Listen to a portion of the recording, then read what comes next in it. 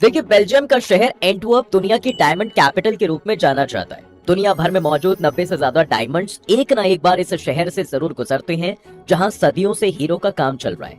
यही वजह है कि शहर में हर जगह सिक्योरिटी बहुत हाई है और डायमंड मर्चेंट्स अपने सूटकेसेस तक हथकड़ियों के साथ बांधकर चलते हैं। लेकिन इसी शहर की सबसे सिक्योर्ड बिल्डिंग से 5 लोग $100 मिलियन के हीरे चुरा कर ले जाते हैं। अब जांच होती है तो पता चलता है कि ये एक रात की घटना नहीं थी, बल्कि पिछले 3 साल से इसकी प्लानिंग चल रही थी।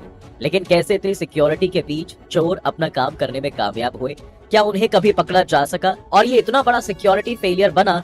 आइए जानते हैं आज की इस वीडियो में। देखिए, जिस बिल्डिंग के अंदर ये चोरी हुई थी उसे वर्ल्ड डायमंड सेंटर कहा जाता है, जहाँ पर दुनिया भर के डायमंड मर्चेंट्स के ऑफिसेस हुआ करते थे।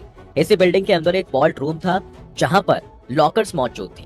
ये लॉकर सिर्फ उन्हीं को दिए जाते थे जो बिल्डिंग के अंदर कोई ऑफिस ओन करते थे, और ये वॉल्ट रूम अपने आप में काफी सिक्योर था। अगर वॉल्ट की सिक्योरिटी की ही बात करें तो सबसे पहले उसके बाहर का दरवाजा 30 सेंटीमीटर चौड़े मेटल से बना था, जिसका वजन 3 टन था। अगर इस दरवाजे को कोई इलेक्ट्रिक ड्रिल से खोलने की कोशिश करता भी था तो उसे इसमें सुराख करने में 12 घंटों से ज्यादा का समय लगता। इस दरवाजे को खोलने के लिए सबसे पहले एक कोड एंटर किया जाता था। कोड एंटर होने के बाद दरवाजे के अंदर एक ओपनिंग खुलती थी, जिसके अंदर 30 सेंटीमीटर लंबी एक चाबी डाली जाती थी। अगर कोई दरवाजा खोल भी ले तो अंदर कई तरह के सेंसर से उनका सामना होता था। वॉल्ट रूम के अंदर एक लाइट सेंसर और एक हीट सेंसर और एक मोशन सेंसर मौजूद था।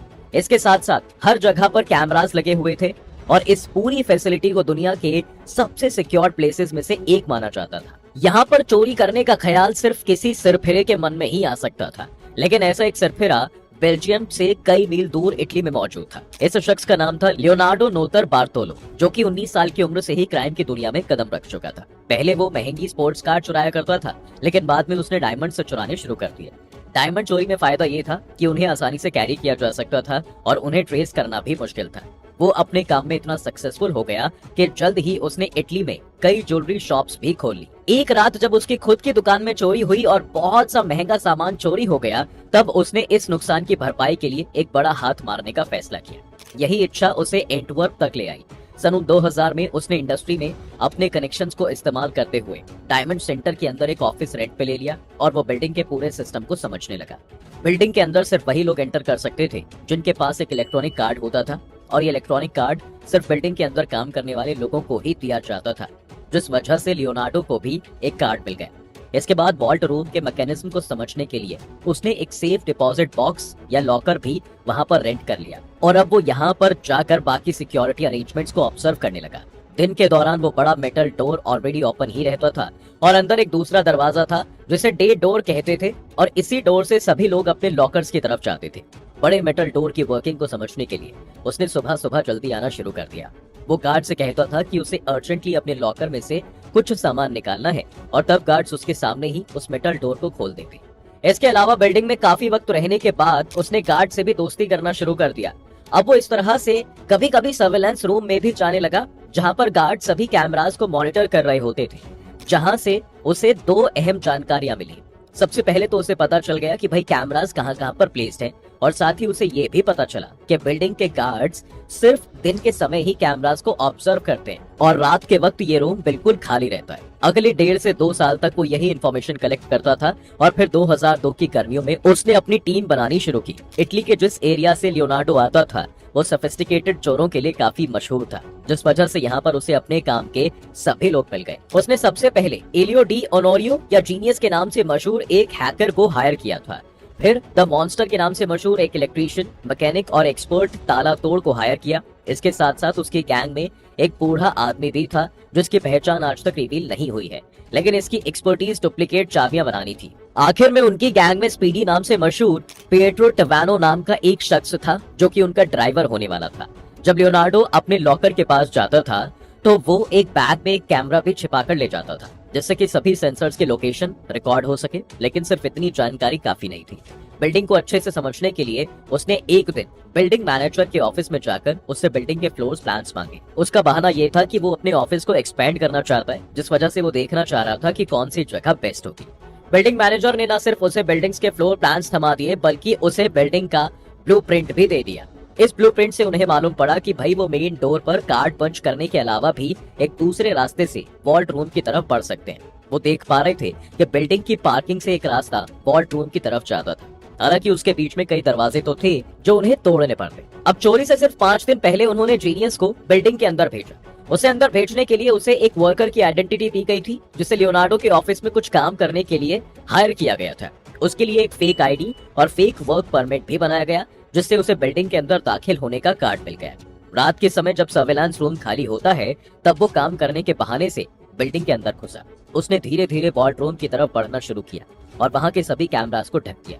इसके बाद उसने अपना खुद का हिडन कैमरा दरवाजे के ऊपर इंस्टॉल कर दिया, ताकि जब अगली सुबह गार्ड्स वॉल्ट का कोड एंटर करें तो वो रिकॉर्ड हो जाए। इसी कैमरा में अब उन्होंने गार्ड्स को चाबी एंटर करते हुए भी देखा और सिर्फ इस फुटेज के बेसिस पर उस बूढ़े की मेकर को एक डुप्लीकेट चाबी बनाने के लिए कहा गया।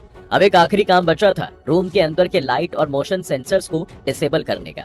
इस काम के लिए उन लोगों ने सेम मैन्युफैक्चरर के सेंसर्स खरीदे थे और वो उस पर एक्सपेरिमेंट्स कर रहे थे। इन एक्सपेरिमेंट्स में उन्हें समझ में आया कि अगर इन सेंसर्स को कार्डबोर्ड बॉक्सेस से ढक दिया जाए तो वो माल फंक्शन करने लग जाते हैं। लेकिन प्रॉब्लम ये थी कि अगर वो उन्हें कार्डबोर्ड बॉक्सेस से ढकने के लिए चाहते तो ये रिस्क था कि उन्हें पहले ही डिटेक्ट कर लिया जाता और अलार्म बच जाता। इस प्रॉब्लम से भी निपटने के लिए उन्होंने एक इंटरेस्टिंग सॉल्यूशन निकाला। अगली सुबह लियोनार्डो अपने कपड़ों के अंदर एक हेयर स्प्रे की बोतल छिपा कर ले गया। वॉल्ट रूम के अंदर एंटर करने के बाद वो सेंसर के पास गया और उसने अंगड़ाई लेने का नाटक किया।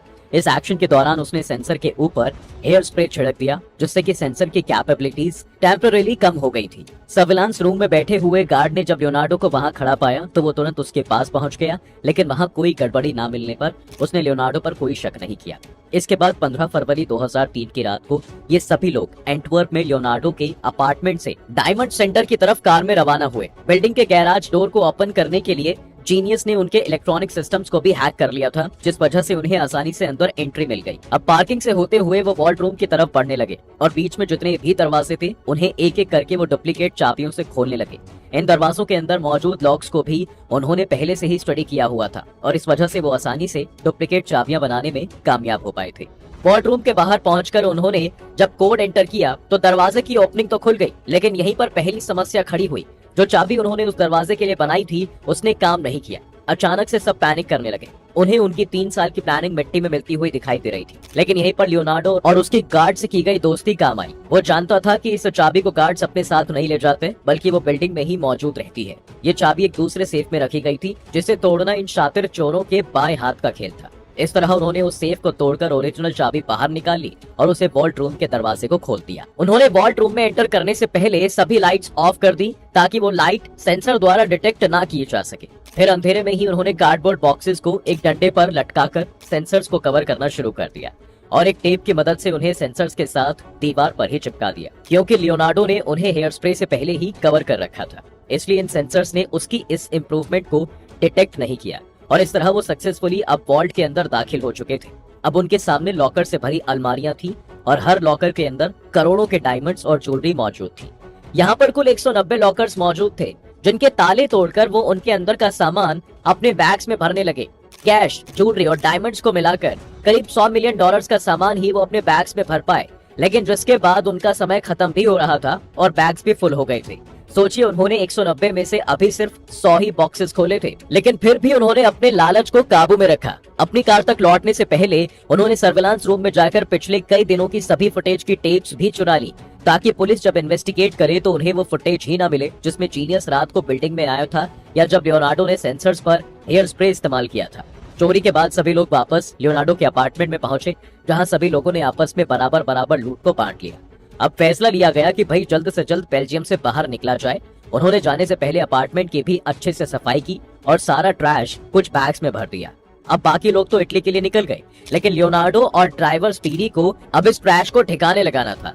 ये डिसाइड हुआ कि दोनों अपनी कार में ही बॉर्डर क्रॉस करेंगे और रास्ते में इस ट्रैश को डंप कर देंगे। वो लोग भी वहां से चले गए, लेकिन रास्ते में स्पीडी इस ट्रैश को लेकर नर्वस होने लगा। वो जानता था कि अब पुलिस इस चोरी को इन्वेस्टिगेट कर रही होगी और किसी को भी अगर उनकी कार में ये ट्रैश मिलता है तो मुमकिन है कि उन्हें अरेस्ट कर लिया जाए।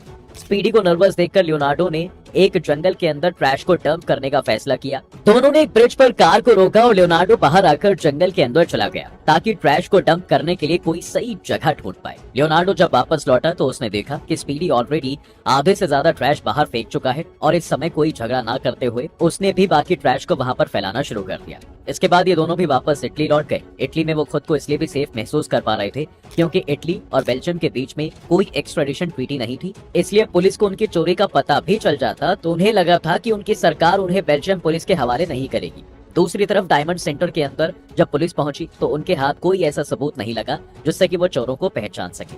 लेकिन फिर उन्हें एक कॉल आया। ये कॉल एक बूढ़े आदमी ने किया था जो हर सुबह जंगल की तरफ सैर करने जाया करता था।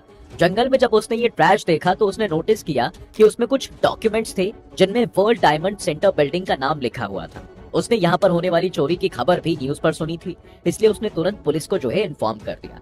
अब इस ट्रैश में पुलिस को जो सिक्योरिटी टेप्स मिली वो तो अब बिल्कुल ही खराब हो चुकी थी और उन्हें रिकवर नहीं किया जा सकता था, लेकिन उन्हें इस ट्रैश में जीनियस का वो फेक वर्क परमिट जरूर मिल गया जिसके सहारे वो बिल्डिंग के अंदर घुसा था।